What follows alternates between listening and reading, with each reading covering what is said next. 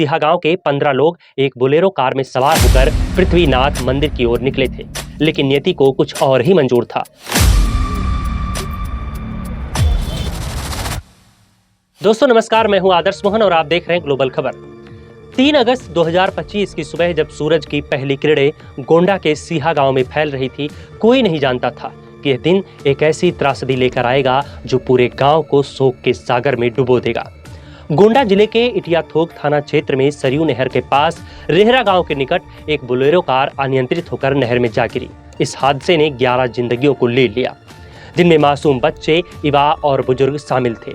4 लोग गंभीर रूप से घायल हैं और एक व्यक्ति अभी भी लापता है। यह हादसा न केवल एक सड़क दुर्घटना है, बल्कि एक ऐसा मंजर है जो दिल को झकझोर देगा।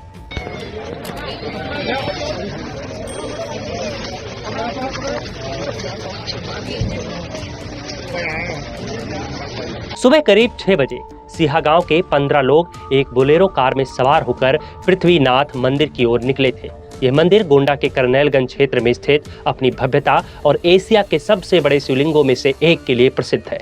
गाड़ी में सवार लोग भक्ति में डूबे हुए थे, भजन गा रहे थे और जलाभिषेक के लिए उत्साहित थे, लेकिन नियति को कुछ और ही मंजूर था। पारासराय अलावल देवरिया मार्ग पर सरयू नहर के पुल पर बारिश से फिसलन भरी और संकरी सड़क ने इस खुशी को मातम में बदल दिया। प्रत्यक्षदर्शी राहुल वर्मा की माने तो बोलेरो तेज रफ्तार में थी। सड़क की खराब स्थिति और हल्की बारिश ने हालात को और बिगाड़ दिया। ड्राइवर ने गाड़ी को साइड देने की कोशिश की, लेकिन ब्रेक लगाते ही वाहन फिसल गया और सीधे गहरी नहर में जा गिरा। गाड़ी पूरी तरह पानी में डूब गई और उसमें सवार ज्यादातर लोगों को बाहर निकलने का मौका तक नहीं मिला।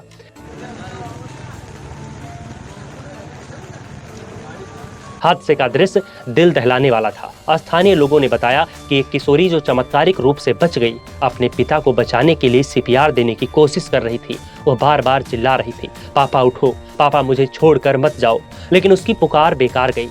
मृतकों में बीना 35 वर्ष, काजल 22 वर्ष, महक 12 वर्ष, दुर्गेश, नंदनी, अंकित, शुभ, संजू वर्मा, अंजू, अनसुईया और सौम्या शामिल थे।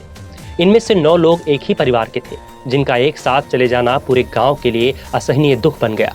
4 घायलों को स्थानीय लोगों ने बोलेरो का शीशा तोड़कर बाहर निकाला और तुरंत नजदीकी सीएचसी इटियाथोक और गोंडा जिला अस्पताल पहुंचाया, लेकिन उनकी हालत गंभीर बनी हुई है। एक व्यक्ति अभी भी लापता है और उसकी तलाश में एनडीआरएफ की टीमें मेहनत कर रही हैं।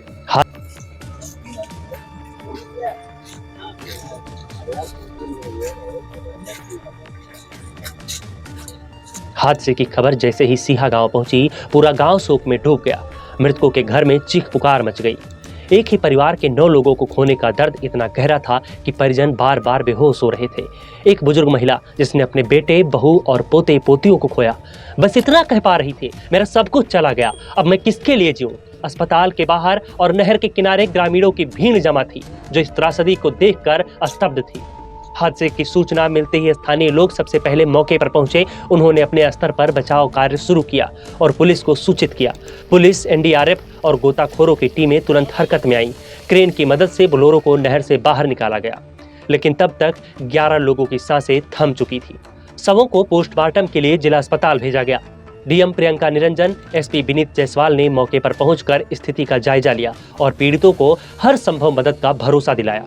इस कैसे हादसा हुआ, क्या बात है? इटियाथोक में एक बोलेरो में सवार कुछ लोग अपने गांव रेहरा से पृथ्वीनाथ मंदिर में जल चढ़ाने के लिए जा रहे थे। रास्ते में बारिश के कारण उनकी गाड़ी फिसल गई और दुखद घटना हुई। इसमें 11 लोगों की दुखद मृत्यु हुई है और 4 जो लोग घायल थे उन्हें इटियाथोक सीएचसी में लाया गया। अभी सभी स्टेबल हैं और उन्हें सकुशल उनके घर भी पहुँचाया जा रहा है और जो मृत व्यक्ति हैं उनको आवश्यक कार्रवाई करके आगे की कार्रवाई की जाएगी। और माननीय मुख्यमंत्री महोदय की तरफ से सभी जो मृतक व्यक्ति हैं उन्हें आपदा से 4 लाख की राहत सहायता और जो जिनके नाम थोड़ी भी यदि जमीन होगी तो उन्हें 5 लाख रुपए की राहत सहायता प्रदान की जाएगी। मुख्यमंत्री योगी आदित्यनाथ ने इस हादसे पर गहरा दुख व्यक्त किया। उन्होंने मृतकों के परिजनों को 5-5 लाख रुपए और घायलों को 50,000 रुपए आर्थिक सहायता की घोषणा की। साथ ही घायलों के बेहतर इलाज के लिए जिला प्रशासन को तत्काल निर्देश दिए। प्रधानमंत्री नरेंद्र मोदी ने भी शोक संदेश जारी कर पीड़ित परिवारों के प्रति संवेदना व्यक्त की और मुआवजे का ऐलान किया। पुलिस ने हादसे की जांच शुरू कर दी है, जिसमें सड़क की स्थिति, वाहन की रफ्तार और ड्राइवर की भूमिका की पड़ताल की जा रही है। जनपद गोंडा के थाना इटियाथोक क्षेत्र के रेहरा गांव में पुलिस को सूचना प्राप्त हुई कि एक बोलेरो गाड़ी अनियंत्रित होकर एक नहर में पलट गई। इस सूचना पर तत्काल स्थानीय ग्रामीणों द्वारा तथा स्थानीय पुलिस द्वारा मौके पर पहुंचकर राहत एवं बचाव कार्य प्रारंभ किया गया और 4 लोगों को, जिसमें एक ड्राइवर और 3 बच्चे हैं, उनको सकुशल निकाल लिया गया और सुरक्षित उनको प्राथमिक उपचार हेतु CST ETR को भिजवाया गया। इस दुर्भाग्यपूर्ण घटना में कुल 11 लोगों की दुखद मृत्यु हो गई। इन सभी मृतकों के शवों को नहर से निकालकर जिला अस्पताल गोंडा भिजवा दिया गया। इस दुर्भाग्यपूर्ण घटना की जानकारी होते ही तत्काल माननीय मुख्यमंत्री कार्यालय द्वारा सभी वरिष्ठ पुलिस एवं प्रशासनिक अधिकारियों को मौके पर पहुंचकर राहत एवं बचाव कार्य करने हेतु निर्देशित किया गया तथा सीएमओ के माध्यम से सभी मेडिकल स्वास्थ्य मुहैया तत्काल उपलब्ध कराने हेतु भी निर्देशित किया गया है। SDRF की टीम भी मौके पर आ गई है और लगातार फर्दर सर्च और रेस्क्यू की कार्रवाई जो है उनकी चल रही है और जो भी इसमें दुर्भाग्यपूर्ण घटना में जो मृतक हैं उनको माननीय मुख्यमंत्री जी द्वारा 5-5 लाख रुपए की सहायता राशि प्रदान करने की भी घोषणा की गई है। सभी वरिष्ठ पुलिस एवं प्रशासनिक अधिकारीगण मौके पर मौजूद हैं और कानून व्यवस्था की स्थिति सामान्य है। ये हादसा केवल एक दुर्घटना नहीं बल्कि उत्तर प्रदेश में सड़क सुरक्षा और बुनियादी ढांचे की कमियों का एक और सबूत है। 2023 के आंकड़ों के अनुसार उत्तर प्रदेश में सड़क हादसों में 23,652 लोगों की मौत हुई, जो देश में सबसे ज्यादा है। संकरी और खराब सड़कें, तेज रफ्तार और बारिश में फिसलन जैसे कारण बार बार सामने आते हैं। गोंडा का यह हादसा भी ऐसी कमियों का शिकार हुआ। सरयू नहर के पास सड़कें लंबे समय से खराब हालत में हैं और स्थानीय लोगों ने कई बार इसकी मरम्मत की मांग भी की थी, जो अनसुनी रही। गोंडा का यह हादसा न केवल एक त्रासदी है बल्कि एक चेतावनी भी है। यह हमें सड़क सुरक्षा, बेहतर सड़कों और जिम्मेदार ड्राइविंग की जरूरत को याद दिलाता है। लेकिन सबसे ज्यादा यह उन 11 परिवारों की कहानी है, मार्मिक कहानी, जिनके घरों में अब सन्नाटा पसरा है। उस मासूम बच्ची की पुकार जो अपने पिता को बचाने की कोशिश कर रही थी और उस माँ का दर्द जिसने अपने बच्चों को खोया, शायद कभी भुलाया न जाए। सिहागांव आज शोक में डूबा है, लेकिन सवाल यह है कि क्या इस त्रासदी से कोई सबक लिया जाएगा?